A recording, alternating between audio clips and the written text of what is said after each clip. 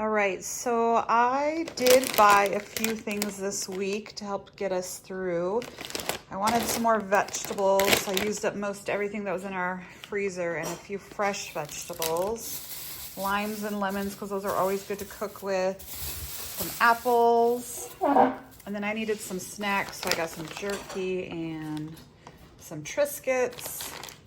And then I got cheese sticks. This will be for a cake because we have a birthday this week. And then I got a few more beans and tomatoes and a few canned vegetables so that I could throw those on the side or in meals as we continue to cook. My daughter wanted some Pop-Tarts, so I got her those, and my son was gonna make something with this. So just a few groceries, about $70, which stinks, so expensive these days, but that should get us through a couple more weeks. I forgot I did get some milk, and it's organic milk, so it was more expensive. And I did get a couple of packs of ramen.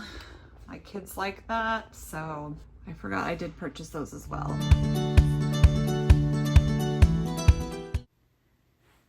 I had some dry beans that I wanted to use up, so I soaked them overnight and then I stuck them in my Instant Pot on my slow cooker setting. When I got home from work, I drained them and I added my oil, which was bacon grease, and a few seasonings and some water, and blended them well. This was a great way for me to use up some beans I had for a long time in my pantry, and also to make a bean burrito, even though I didn't already have pre-made refried beans. I also had beef in my freezer, and I cooked it up, and I had a little bit of corn and some extra beans, and I just added those all together, put some taco seasoning with it, and that salsa that I've been wanting to use up. Added some cheese, and that made a great filling for beef burritos. If you saw my last video, you saw that I had a ton of tortillas. So I made a bunch of beef burritos and bean burritos and put them in a pan to do oven baked burritos. But I also had plenty of leftover to make freezer burritos.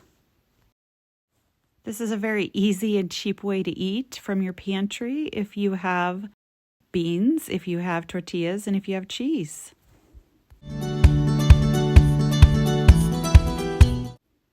I baked these burritos at 350 degrees Fahrenheit for about 20 minutes. Here I am making my freezer burritos, adding some cheese and some beans, folding them up, wrapping them in saran wrap, and then placing them in a freezer Ziploc bag. This makes for a really simple, easy lunch or dinner on the go, and it's super cheap and probably way better than store-bought.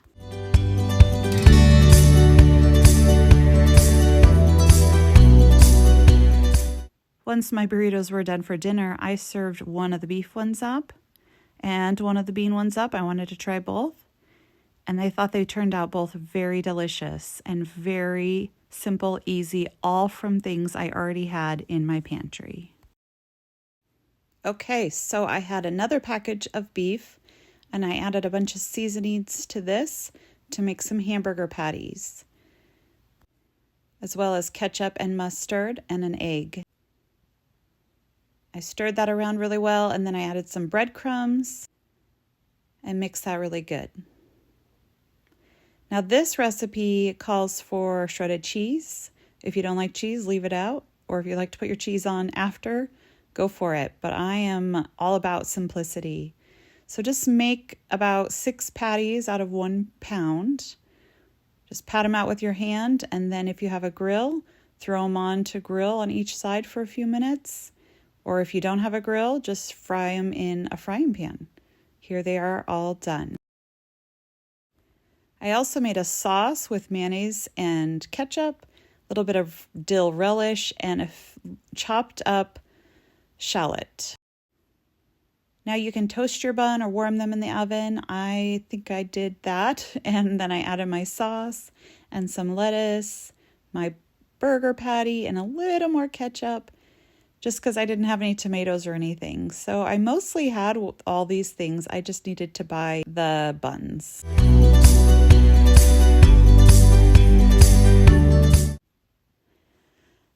had gotten a pig earlier in the fall, and so I had this last pack of pork chops left, and I went ahead and salted them up and let them sit at room temperature for a little bit.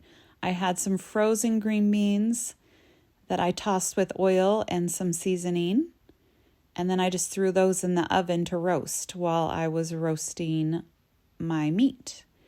For the meat, I seared them on both sides in a hot pan before I stuck them in the oven to finish cooking through. And since I have heavy cast iron, I stuck a cast iron on top of it because that helps the fat to render a little better. But if you don't have that, you just sear them on both sides and then stick them in the oven and let them roast about 375 for maybe 15 minutes. And meanwhile, I cooked my pasta in salted water and made my sauce. For the sauce, I added a couple tablespoons of butter and 1/4 cup of flour. I mixed that well into my pan before I added my cream. Then I added a little bit of cream, maybe like 1/4 to 1/2 cup. Mixed that well, and then to thin it out, I added some whole milk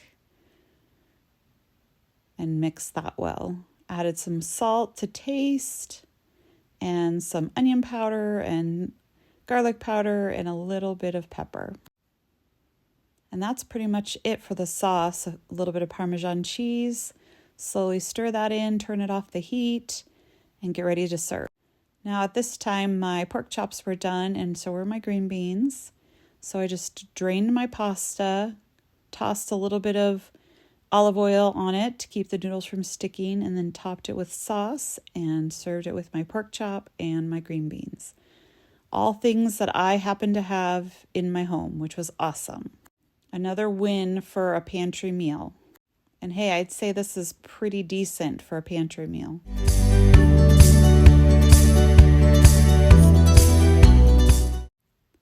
This is a little bit of a thinner, crunchier crust if you're into that.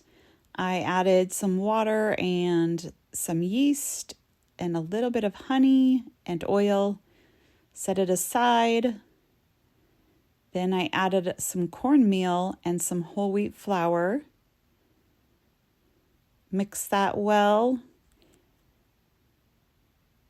Added a little more whole wheat flour, and then I started adding some white flour to it and mixed it till it formed a ball and let that knead for a little bit.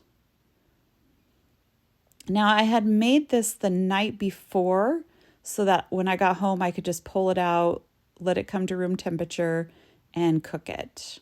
I added a little bit of olive oil, and the reason why it was chunky is because it was in the fridge. Anyway, let it rise, yep. And then I cut it in half. And I put it in parchment paper just because I didn't want it to stick to the bag that I put it in the refrigerator in. But I stuck those in the fridge and just forgot about them till the next night when it was time to make dinner.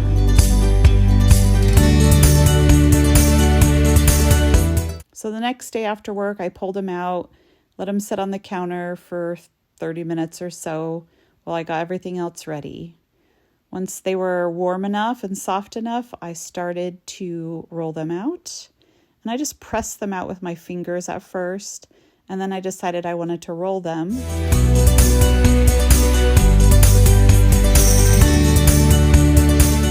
And then I forgot that I had already put it on the tray, so I took it off the tray. This is one of the things I absolutely love these silicone mats for, is making pizza directly on the mat. You don't even have to do a separate step of rolling out the dough on the counter and making a big mess with flour. You just roll it out right on the mat. So easy. Now you bake these crusts a little bit before so that they get crunchy.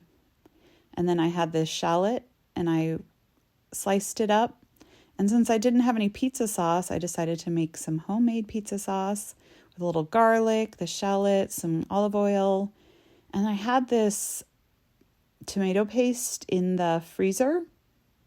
Oh yeah, I added some Italian seasoning and oregano and things as well.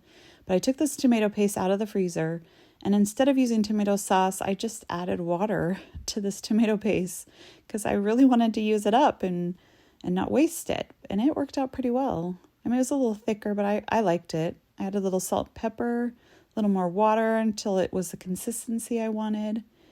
And then when I was done with the first crust, I set it aside, let it cool for a minute, and then I began to top it while the other crust was baking.